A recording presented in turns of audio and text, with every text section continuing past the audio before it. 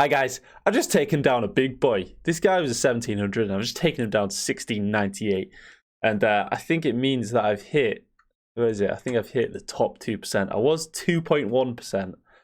It annoyed me, guys. The other day, I was in this forum and I said, oh, does anyone want any beginner chess lessons? And this guy was saying, oh, you're a beginner. And I said, well, I'm in the top 2% on Rapid. It's not really like a beginner, is it? Like, I think I could teach sub 1000s. And this guy was saying, oh, you're actually 2.1%. But now I'm exactly, he's saying I was 2.1 percentile. Now I'm 2. Top 2, bad boys. Right. So I took this guy down from 1700. It's pretty satisfying. And I just want to show you a cheeky little stat. It was one of my better games. I played 97%. So I think this has got some instructive moments, this game, guys. So this is an advanced French, right? It's a French, not Caro-Kann. I get mixed up. Right, advanced French. What does it say? No, Caro-Kann. Yeah, Caro-Kann it is, yeah. So this. Right, so all you're trying to do, their 2 pawn breaks in this position are here and here. So it's like key that we try and stifle them, not allow them to come with much venom. Now, I was a bit unsure about this because I am trading off my nice light square bishop for their sort of clumsy light square bishop, with these pawns on light squares. But the engine says it's good. It's tempo-y, It's a trade. It gets one of my pieces out and it gets rid of one of their developed pieces. So now I've got 2 pieces out developed and they've got none. And this actually, I highlighted this in my head as like a bit of a bad move because in these structures, because of this pawn break, which I mentioned, you often want to play this pawn move anyway. So, I played it and also kicked their bishop back. And it also gives me more tempo to keep expanding. Now, I went for this plan of kicking the bishop with the knight instead, but you can also just go pawn and just start storming down the board, guys. So, pawn up, bishop back, and I start coming at them. Now, this is often just a key idea, guys. If you see someone playing like a4 or h4, you often meet it with the opposing pawn push on the other side just to stop them taking space. Because I get to pester their bishop. And then I jump in with my knight. I'm thinking I'm targeting this pawn. And if they push, I take towards the center, which is like a slight win.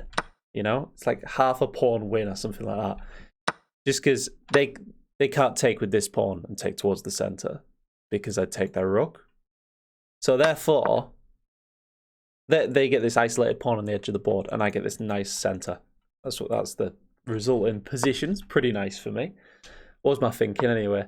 So I hit the queen, and the engine doesn't like it. The engine says I should just go straight for this knight, but I did not have the stones to just push my kingside pawn, because I'm going to castle here. And now I definitely should have played that. And I realized later in the game, if I could cover this square, this knight would be almost trapped. And yeah, if I push here, knight has to go here. And I get to damage the structure, and that king is wide open. It's fair game. It's fair game for the attack, guys. So they come up my bishop. I thought about sliding back here, but after takes, I didn't like the idea of putting my knight on the edge of the board. My knight wouldn't have had many prospects. It would have had to just jump back, and that would have been a loss of a tempo, right? So we don't want to do that. Instead, I look to... This break isn't the best move in the position, but I think it's still instructive. Like, I was trying to get rid of a double pawn for one of their beautiful central pawns. That was my thinking. So, specifically in this position, it wasn't good, but I think the overall theme of getting rid of double pawns is a good idea to note, guys. Why isn't this good? Let's say they do the best move. I just want to look at the engine line for a second here. It looks fine. I don't think there's anything immediately bad. But yeah, I take towards the center, getting rid of my double pawns, and then hit the queen. And now, my instinct was actually this, because then I get this move, getting the rook in with tempo against the queen. But I thought I'd bring the other rook first, and then go for this sort of plan. Bring in the rook here. But they go to trade off, which I think is probably a good idea. And they do get themselves back to equality, and I felt this in the game. Once a couple of pieces started getting traded, I felt like I had an advantage in the opening, and then it sort of dissipated a little bit. But often that can happen in games, and then the person that had pressure early on regains it. Even if the opponent equalizes, the sort of pressure on their soul materializes later in the game as they've used a lot of mental energy and perhaps time as well early on. So I go for this check to win this pawn, also defending this pawn in the endgame. Now this is a draw in endgame because of this sort of thing. If the queen can maybe get some sort of repetition in some situations, if it can get to this dark square. Now this is annoying because I can't push the pawn because obviously they take queen. I think about going for this, but instead I take this. What if I'd done that? What would that have been? In a slight inaccuracy, because they're always covering the promotion square, and this pawn is coming in it, and they've got this perpetual check, you know, here, king up, here. So instead, I do grab this pawn here. They push, and at this point, I'm like, their pawn's running. I'm getting a little bit scared. This game gets good though, guys. I really like this endgame. So check to win the pawn. They grab my pawn, but I'm up a pawn, right? So I go for a queen trade, knowing that if I can... Yeah, this is something, actually. So an isolated pawn is often seen as like a bad thing. But in this situation, I actually welcome the idea of an isolated pawn. Because if takes, you know, this pawn is invulnerable to the enemy pawn chain. And it's just running.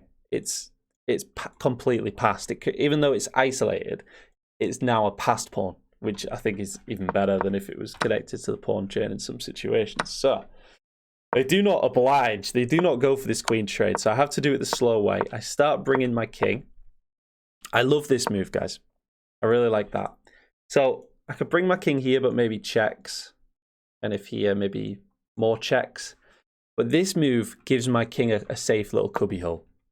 So we can tuck in there. It's really nice. And we do that anyway. If takes, I take, offer a queen trade. And then this is the move, guys. This is the clincher. Why is this good? Bang, bang, bang.